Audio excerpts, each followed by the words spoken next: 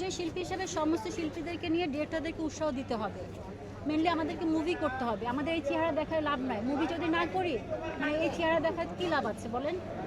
কোনো লাভ নাই। সো আমাদেরকে মুভি করতে হবে, ডিরেক্টরদেরকে উৎসাহ দিতে হবে, ডিরেক্টরদের পাশাপাশি প্রডিউসারকে দিতে হবে। তারপর শিল্পীরা সুন্দর মতো করে পরিবেশন করতে হবে যে আমরা সমস্ত শিল্পী মিলে সব ধরনের যার যার যে ধরনের ক্যারেক্টার যায় তাকে সেভাবে ক্যারেক্টার দিয়ে তাদেরকে কাজ করানো উচিত আমি মনে করি। পিএইচডি করবো কিন্তু আমি ইলেকশন করতে চাই না।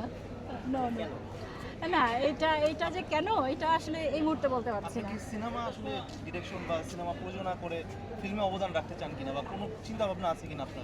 ইন ফিউচার আছে আল্লাহ যদি আমাকে হায়াত দেয়, আমি যদি বেঁচে থাকি। আমার মায়ের জন্য সবাই দোয়া করবেন। আমি আমার মাকে নিয়ে আছি বর্তমান। ইন ফিউচার আমার ইচ্ছে আছে যে আমি ক্যামেরার পিছনে কাজ করব, ওইটা ইচ্ছে আমার আছে।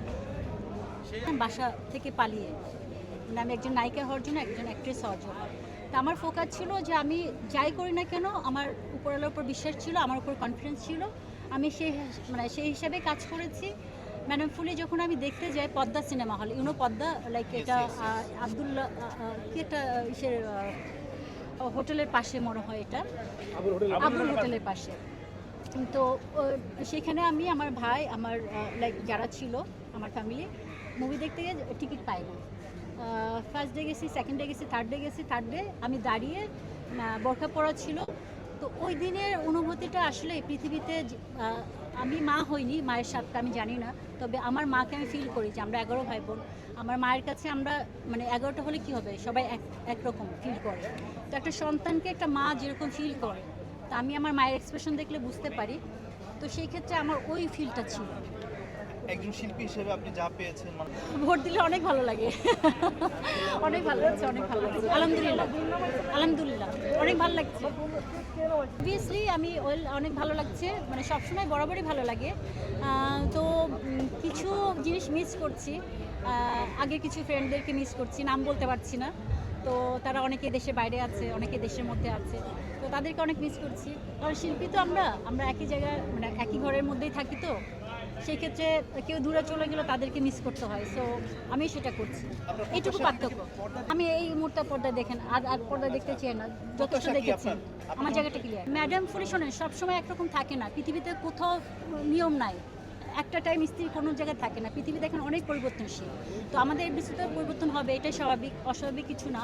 সেক্ষেত্রে আমি মনে করি যে যেটা আছে অবভিয়াসলি ভালো, খারাপ কি আছে বলেন? এর চেয়ে কত দুনিয়াতে কত গাজাবাসীরা দেখেন যুদ্ধের মধ্যে আছে, আমরা সেই অবস্থা থেকে তো ভালো আছি আলহামদুলিল্লাহ। তো সেই ক্ষেত্রে বলবো আমরা অনেক ভালো আছি। এখন সমস্ত শিল্পীদেরকে মিলে ডিরেক্টর প্রডিউসারদেরকে বলতে হবে আপনারা আসেন, সুন্দর মতো আমাদেরকে নিয়ে কাজ করেন, জুনিয়র সিনিয়র সবাইকে নিয়ে কাজ করেন, এটাই চাও আমার কাছে। ফুলি কেমন আছে? ম্যাডাম ফুলি কেমন আছে?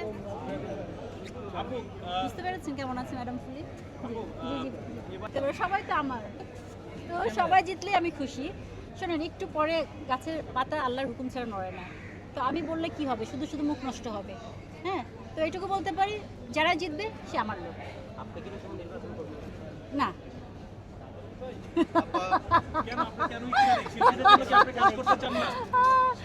হ্যাঁ, এটা আশা করিনি, কারণ এটা আশা তো কেউ করে না। শোনেন, আমার ঘরের সৌন্দর্যটা সবসময় থাকবে এটাই তো চাইবো, তাই না? তো সেই ক্ষেত্রে ঘরের একটু কালার চেঞ্জ হতে পারে, কালারটাকে আবার চেঞ্জ করা যেতে পারে।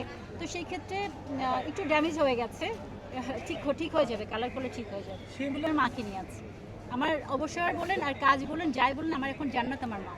সো আমি মাকে নিয়ে আছি, আমি আসছি ভোটটা শুধু দিতে, মানে আমার রেসপন্সিবিলিটি, আমার দায়িত্ব শিল্পী হিসেবে এই জন্য আসছি। মাকে রেখে এসে এখন আমি বাসায় চলে যাবো। অবভিয়াসলি আমি জানি আপনি এই প্রশ্নটা করবেন, আপনি করবেন না, অন্য কেউ একজন করবে অবভিয়াসলি।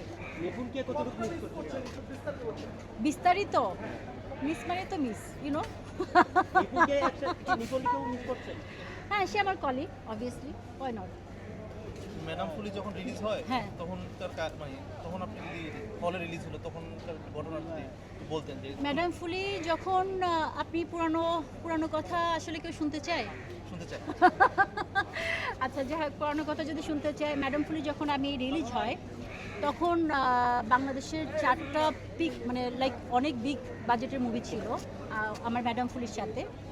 তো তখন আমার কোনো টেন্স হয়নি, বিকজ আমি এসেছি ইনাফ ইজ ইনাফ। আল্লাহ যদি এরপরে কিছু চায় আমাকে আর উনি ইয়ে করবেন। আমি মানুষকে ভালোবাসতে চাই, এটাই আমার একটা চাওয়া। প্রশ্ন ছিল, ম্যাডাম ফুলের জন্ম আর ম্যাডাম ফুলের জন্মদাতা ইতিহাস বা তার কথা মনে পড়ে কি? আল্লাহ, এটা বললে কান্না আসবে। কান্না আসলে সবসময় আসে, মানে শহীদ ইসলাম খোকন স্যার যিনি আমাকে এই জায়গাটা সিমলাটা মানে যে নামটা ধারণ করেছি, ওনার পরিবার, ওনার ওয়াইফ এখনও আমার এই জায়গাটাতে আছেন। উনি আমার অনেক অনেক ভালো লাগার মানুষ, অনেক ভালোবাসার মানুষ। এখনও তাদের সাথে, তাদের পরিবারের সাথে আমার ভালো সম্পর্ক আছে। খোকনদের জন্য অনেক খারাপ লাগে, অনেক খারাপ লাগে।